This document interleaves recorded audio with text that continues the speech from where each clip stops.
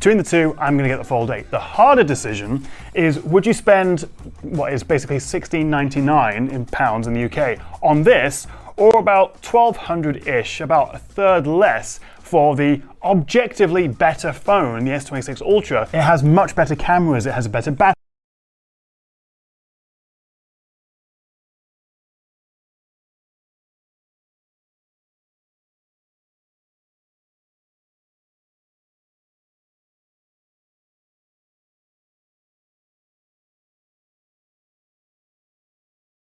Look at how neat this thing looks.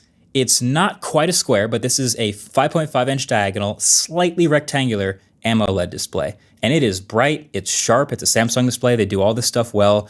There's relatively even bezels all the way around, and then it's squared off. Style foldables. It is a bit wider and chunkier compared with the usual Z Fold shenanigans, and of course that new Z Fold 8 Ultra. But all the same, I haven't struggled to squeeze it into my pants at all. In fact, because it's quite a bit shorter. Nothing. Boom.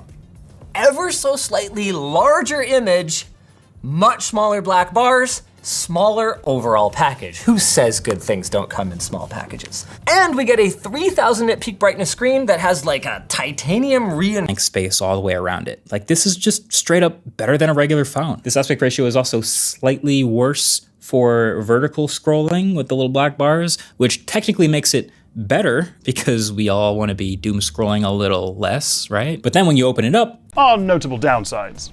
Being able to see yourself when taking a photo with a cover screen preview, using it in tent mode, having two apps side by side, having what is not far off an iPad mini in your pocket, and actually this screen is a whole lot nicer because they haven't updated this in years.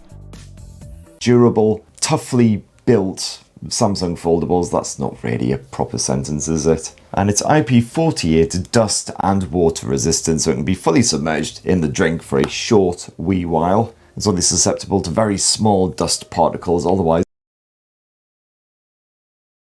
comparison. Makes the Ultra seem like a ridiculous sausage-shaped phone. And because it's a wider cover screen, it's a lot more comfortable for typing on compared with certainly the Ultra model. That keyboard thankfully doesn't take up most of the display either, so you can still kind of see what you're doing.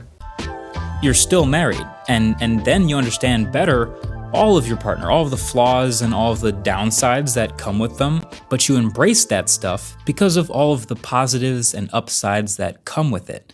And at the end of the day, you're closer together because that maybe isn't quite on par with what you'll get on an S Series Ultra, but is pretty darn anti-reflective. It's a very, very comfortable, usable screen. And there's lots else to like about this thing. The new smaller design means that it is the lightest fold at 201 grams. On my wireless charger in my car, it doesn't hit the charging point unless I prop it up because of its shorter size. Also, while we do have fast charging, what we don't have is the magnets built into the phone. So you don't have access to any sort of MagSafe or Pixel Snap or basically any magnetic peripheral. Fine. Never mind. You see, I was able to put this at 90 degrees before and it would stay like super nicely, and now it just won't stay. But of course, the minute I want to film it for you guys, it doesn't do it. But you can do the tent mode. So say you are like... It feels like this little small notebook thing. The screen itself is great. It's another high refresh rate AMOLED with this new anti-reflective coating in there. It also has Samsung's new titanium flex hinge, which does like a B+ job at minimizing the crease. And I mean, you can kind of prop it halfway open, but there is no software mode to take advantage of that. There's also the slightly awkward speaker situation. So you'll notice when it's closed, things sound fine, and it's stereo because the speakers are at the top and the bottom of the front side. But when you open it, both those speakers are 9:16. So this will make sure the entire app is fully displayed, but it is going to give you a kind of nasty, horrible gray background. And it's those sort of things that make me miss a more regular phone. I said this before, but it's still bizarre to me that these folds don't support the S Pen. That's exactly what you might want to do. Third-party keyboard, I'm a big fan of SwiftKey, and you go and you resize your keyboard. Yay, Android. But still, I mean, come on. You could be a nice little Game Boy emulator. I'm not spending $2,500 on a Game Boy emulator, Brad, and that completely ignores around a bit. And just be aware, however, there's bugger all support for Samsung's S Pen stylus jobby. So if you're home to get a bit of sketching, scribbling, etc. on the go, well, you just can't do that. As for the audio, well, you've got a reasonably beefy pair of stereo speakers on this thing. Wallpaper, it's super sick. And the thicker volume and brightness sliders in quick settings. And just a bunch of other subtle tweaks that, you know, they're nothing game-changing, but worth a nod. I also like that you can turn off the mirroring of a home screen and inside home screen. Like you can have them be totally support of the phones. And as a MacBook user, I very much appreciate Quick Share is essentially compatible with AirDrop, so I can send photos and files between the Fold and the Mac. Which is all great and lovely, but then it makes absolutely no sense to me that they've essentially disabled, because I think it's just a primary and then a 50 megapixel ultra wide, no telephoto at all. And these aren't bad cameras, they're just not as good as flagship cameras, like the stuff you would ordinarily get in a slab phone. Unfortunately, most photos are just fine, they're not super sharp. Of course, in softer lights, don't even bother with the cropping because the results will generally be toss. As for that ultra-wide shooter, well, this can be rather handy, especially when shooting a group selfie with those rear cams, but again, it's less than stellar in darker scenarios. And it's your standard. Essentially the same one you get on last year's Flip 6, and another way of looking at that, the same sensors you get on the S22 Plus, I think it was. They've used the same 50 megapixel sensor for about 4 years now. That's not to say it's not got better with Samsung's Pro Visual Engine, the ISP on the chip it has. Taking pictures landscape and it's unfolded. I hold the phone portrait. Tray's interesting, and I actually see why they're doing that, because not everyone has moved to square sensors like Apple has on some of their cameras, which by the way is super cool.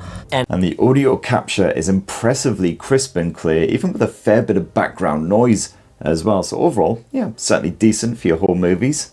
And of course, you've got the usual AI shenanigans yet again for the video side of things, including my fan cam. This can take a regular... We're used to it. Is what is Apple going to do with their folding iPhone that we're expecting probably in like 2 months? We're going to see that. What can we learn from this in that phone? And I think there's 3 main things. 1, app support. We're talking over 18 hours of use, running on mobile networks all day long with a good bit of camera action, of course, shooting lots of video and photos. You know, checking that Disneyland app, seeing how long I'm going to have to stand around queuing for Big Thunder Pissin' Mountain. And I usually just manage to get to... Say, daily driving the Fold 7 over the last, it's probably been about 6-8 months. I have been so impressed by the battery life on this thing, in spite of the fact that it's thinner than any of their previous folding phones. And I gotta assume that they're gonna go ahead. Savings of the screen, of the chip, of the silicon anode chemistry in the battery. It actually would compete even with these Chinese rivals with much, much bigger capacity batteries. So after 4 hours of YouTube, social media, filming on the camera, playing games. My workflow, okay? I feel like it's still indexing a bunch of stuff in the background and whatnot. Heat. Oh wow, does this thing love? It loves heat, it really does. It heats up quite a lot, mainly when I'm connected to Android Auto. And to do this myself, I've got to admit. And if you want to, hell, you can even get more apps on the go. Let's get a bit of TikTok running in a dinky wee window there too. It's once again to restore it for me. And there's just one small problem. After all the really positive things that I just said, actually 2 small problems. One is the price. It starts at $1,900 US for the 256 gig version and goes up to $2,500 for the 1 terabyte. But there's one other. When you've got the keyboard popping up, it's like those animal shelter adverts at Christmas that say, a cat isn't just for Christmas, it's for life. Because as novel and interesting and fun as this is, I think for most of us, your money would be better spent elsewhere. Oh, come on, lighten up. I had the conclusion until I held it like this. Exactly like this. This is pretty cool.